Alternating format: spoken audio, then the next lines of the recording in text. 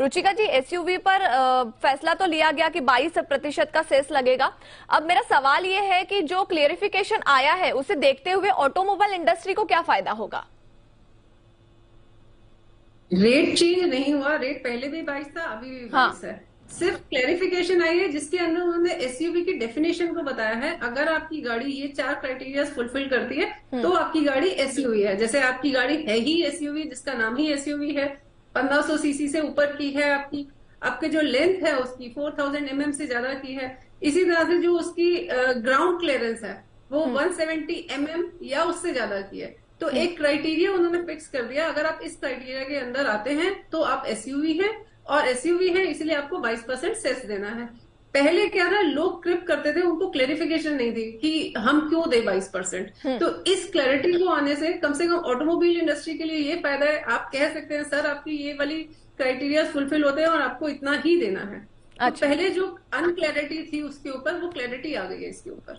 जी बिल्कुल, जो पहले अनक्लियरिटी थी अब उसमें क्लियरिटी दिखाई देगी। साथ ही मैम एक और बताइए कि जीएसटी ट्रिब्यूनल को लेकर जो चर्चा को आगे बढ़ा दिया गया है, इससे क्या नुकसान हो सकता है? देखिए 5 साल हो गए हैं जीएसटी को बने हुए, तो इस बार पूरा एक्सपेक्टेड था कि जी सेट जो है वो बनेगा इस बारी, और गवर्नमेंट उसके ऊपर प्रोविजन लेके आएगी, क्योंकि काफी सारे ऐसे केसेस हैं जो पेंडिंग है, जो सीआईटी तक पेंडिंग है और उसके बाद सीधा हाई कोर्ट में जाते हैं। तो वो जो केसेस जो सीआईटी में पेंडिंग है फिर सीधा हाई कोर्ट में जाते हैं। इन बिटवीन की जो अथॉरिटी थी हमारी आईटीएटी लेवल की, वो अथॉरिटी अभी तक बनी ही नहीं है जीएसटी के अंदर, जब से जीएसटी बना। तो इस बार एक्सपेक्टेड था कि शायद इस बार गवर्नमेंट कुछ प्रोविजन लेके आएगी। इनफैक्ट इस बार काफी सारा इसके अंदर इसके ऊपर आया भी मटेरियल की इस बार शायद गवर्नमेंट जब लेके आएगी तो इतने 50 करोड़ तक की अगर आपकी वो लाइबिलिटी है तो एक बेंच उठाएगी, 50 करोड़ से ऊपर की है तो दूसरी बेंच, 2 बेंचेस उसके ऊपर केस डिसाइड करेंगे। बट ऐसा कुछ भी क्लैरिटी इसके ऊपर आई नहीं है। मे बी नेक्स्ट टाइम मुझे लगता है कि शायद इसके ऊपर क्लैरिटी आएगी, बट बहुत जल्दी आनी भी चाहिए।